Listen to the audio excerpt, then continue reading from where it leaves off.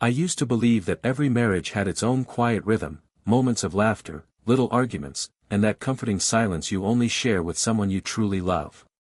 But looking back now, I realize that silence can hide things you never want to hear. My name's Adam, and I thought I had the kind of marriage people envied. My wife, Emily, was my best friend. We'd been together for 8 years, 8 years of morning coffees, late-night talks, and plans for a future that, apparently, only I believed in. It started the day I introduced her to my friend, Tyler. He'd just moved back to town after his divorce, and I thought I was being a good husband, inviting him over, letting him feel part of our circle again. But I'll never forget the look on Emily's face the first time they met. She was polite but tense, like something about him made her uncomfortable. I even laughed it off, telling her, "Relax, he's harmless." If only I knew how wrong I was. Over the next few months, that discomfort turned into something I couldn't quite name. She went from avoiding him to smiling when he texted. From whispering that he made her uneasy, to defending him when I questioned their friendship. Sometimes I lie awake wondering when exactly things changed, when my wife stopped being mine and started becoming his. Maybe it was gradual. Maybe it was the night she didn't come home until 2 a.m. claiming she lost track of time. All I know is, I introduced the man who would destroy my marriage. And the worst part?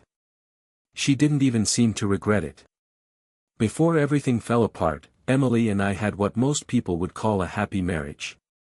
We met in college, two broke kids sharing late-night pizza and big dreams.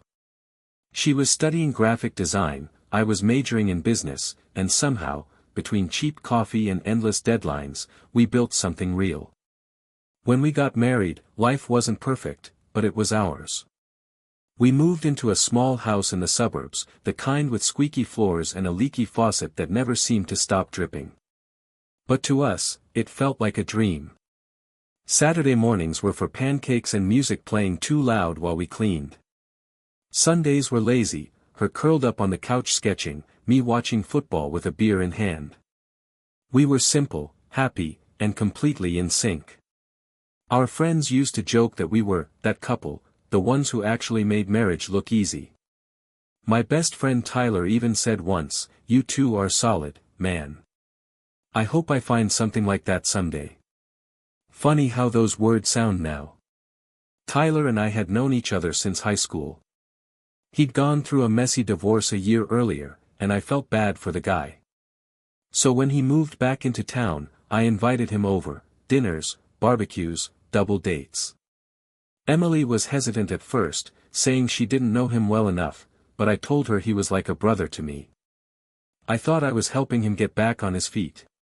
Emily worked from home most days, and I trusted her completely. If she said she was out meeting a client or having coffee with a friend, I never questioned it. That's the kind of relationship we had, or so I believed. Looking back, I can see all the small moments I brushed off, the phone she always kept face down, the sudden need for privacy, the faint smell of cologne that wasn't mine. But back then, none of it registered. I was just a husband proud of the life he built, blind to the cracks forming right under his feet. It started small, so small that, at first, I felt ridiculous even noticing. Emily began checking her phone more often, holding it close like it carried national secrets. When I'd ask who she was texting, she'd say, "Just a client," and flash that easy smile that used to melt me. Only this time, something in her eyes didn't match the smile. Then came the laughter. Late at night, I'd hear her in the living room giggling quietly. She'd say she was watching a funny video or chatting with her sister, but her tone was different, softer, lighter. The kind of laugh she used to reserve just for me. One afternoon, I came home early from work, hoping to surprise her. Her laptop was open on the dining table, and before I could even call her name, I saw a message pop up on the screen, "Had fun last night. Can't stop thinking about you." The name attached to it? Tyler. I froze. For a full minute, I couldn't breathe. My mind raced, there had to be some explanation, some joke I didn't get.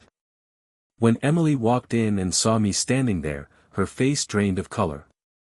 She slammed the laptop shut and stammered, "It's not what you think." I wanted to believe her. God, I needed to believe her. She said Tyler was just going through a rough time, and she was being supportive. Against my better judgment, I let it go. I told myself I was overthinking it, that I was just being insecure. But after that day, things changed between us. She started staying out later, saying she was meeting clients or helping a friend. Her phone never left her hand, even when she went to the bathroom. And when I'd ask simple questions, her answers were clipped, defensive. At night, I'd lie next to her, listening to her steady breathing, wondering if she was dreaming about me, or him. It was a slow torture, the kind that eats at you quietly, day by day. And though I didn't have proof yet, deep down, I already knew. I just wasn't ready to face it. It was a Friday night, the kind of night we used to order takeout and watch movies together. But lately, Emily had been working late every Friday. That night, she said she had to meet a client downtown and would be home by 10. I kissed her goodbye, trying to ignore the faint trace of cologne that didn't belong to me. By 11, she still wasn't home. I called, no answer. Texted, nothing. Something in my chest told me this was it. The moment I'd been trying not to see. I grabbed my keys and drove toward her office. The roads were quiet, but my mind was screaming. I don't even remember parking, just walking, fast, until I saw her car outside a small boutique hotel. The kind of place people go to when they don't want to be seen. My hands were shaking as I walked up to the lobby. I told the front desk clerk I was meeting my wife. He looked at me, hesitated, then quietly said, "Room 214. I don't know how I climbed those stairs. My heart was pounding so loud I could hear it echoing in my ears. When I reached the door, I heard her laugh. That same soft, familiar laugh, only this time, it was followed by his voice. Tyler. My vision blurred. I knocked once. No answer. So I opened the door. They froze. Emily's hair was a mess, her face pale, and Tyler, he didn't even look guilty. He just muttered, "Adam, man," before I slammed the door shut behind me. For a few seconds, no one spoke. I could barely get the words out.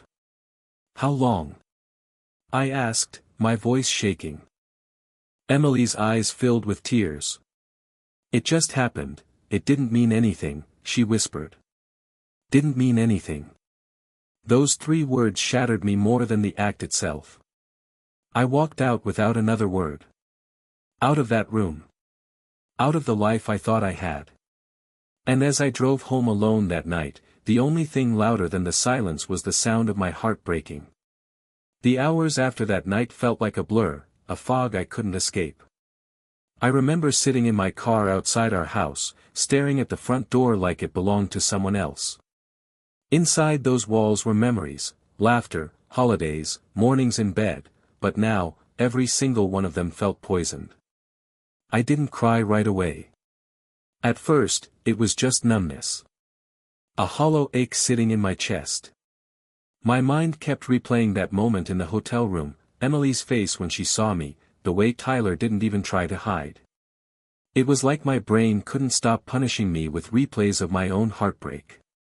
When I finally went inside, everything smelled like her perfume on the couch, her sweater thrown over the chair. I stood there for a long time, breathing in the ghost of what we used to be. Then it hit me, the anger. Hard and hot, like fire rushing through my veins. I swept everything off the counter. Plates shattered. A picture frame fell and broke. It was our wedding photo, the 2 of us smiling like idiots. I picked up the cracked glass, stared at it for a second, and then dropped it again. That smile wasn't real anymore. But beneath all the rage was something worse, love. I hated that I still loved her, even after what she'd done. My heart wanted to forgive what my mind knew was unforgivable.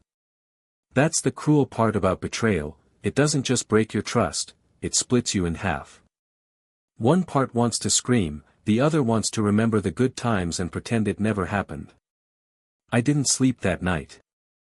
I sat on the edge of our bed until morning, staring at her side of the mattress. I thought about every lie, every moment she looked me in the eye and told me she loved me, while sneaking around with my best friend. And somewhere between the heartbreak and the anger, something inside me hardened. I realized that she had already taken everything she could from me, my trust, my peace, my heart. But there was one thing she didn't have yet, my revenge. That's when I stopped crying. And started planning. Revenge wasn't my first thought, peace was. I wanted to wake up one morning and not feel the sting of her betrayal. But peace doesn't come easy when the people who broke you get to walk around smiling like nothing happened. So I started thinking clearly, colder, smarter. I didn't want to scream or fight. I wanted control. And if there was one thing Emily and Tyler never expected, it was that I'd stop being the quiet, trusting husband. The first thing I did was play the part. I pretended to forgive her. When she came home crying, begging to fix things, I didn't yell. I simply said, "We'll figure it out." That seemed to calm her. She thought I was weak. She didn't know I was documenting everything, every text, every date, every lie. A few weeks later, I reached out to Tyler. Told him I was ready to move past it, too. He bought it. We even grabbed a beer together, like old times. But while he bragged about his new, consulting job, I was busy gathering evidence that he'd been stealing from his company. I'd known for months but never cared, until now. Once I had everything I needed, I made my move. I filed for divorce quietly, handed my lawyer every shred of proof, the affair, the financial lies, the timeline. I made sure Emily would get nothing but the house she could no longer afford. Then, the day before court, I anonymously sent Tyler's employer the documentation of his consulting activities. By the end of that week, he was fired and under investigation. When Emily found out, she showed up at my door in tears, asking how I could be so cruel. I looked at her and said, "You taught me." For the first time in months, I felt calm. Not happy, just free. I didn't need to scream or destroy them physically. The truth did that for me. She lost her comfort. He lost his job. And I got my closure. Walking away from that life, I finally understood something: revenge isn't about hurting them back. It's about reclaiming the power they took from you. And when I closed that door behind me for the last time, I knew I had every piece of it back. It's been a year since everything ended, the marriage, the lies, the chaos. Sometimes, I still wake up in the middle of the night and forget she's gone. I'll roll over expecting to see Emily there, her hair spread across the pillow, and then it hits me, that part of my life is over. For a long time, I thought revenge would heal me completely. I thought that watching them fall would somehow fill the hole they left in me. And for a while, it did. There was satisfaction in knowing justice was served, quiet, methodical justice. But what I didn't expect was the silence that followed. When the dust settled, I was still standing in the ruins of something I once loved. Healing came slow. I started focusing on myself, hitting the gym again, visiting my family, reconnecting with old friends I'd pushed away during my marriage. I even started therapy, not because I was broken, but because I didn't want to carry the bitterness forever. I realized that revenge gives you closure, but forgiveness, not for them, but for yourself, gives you peace. Emily reached out once, months after the divorce was finalized. She said she was sorry, that she missed me. I read the message, sat with it for a while, then deleted it. Not out of anger, but because I no longer needed her words to move on. Tyler vanished from my life completely. Last I heard, he moved out of state. I don't hate him anymore. Honestly, I hope he learned something too. If there's one thing all of this taught me, it's that love doesn't die when someone betrays you, it just changes form. It turns into strength, boundaries, and self-respect. I don't see myself as the man who was cheated on anymore. I see myself as the man who survived it, faced it, and walked away stronger. Sometimes, the best revenge isn't destroying someone else's life, it's rebuilding your own. And that's exactly what I did.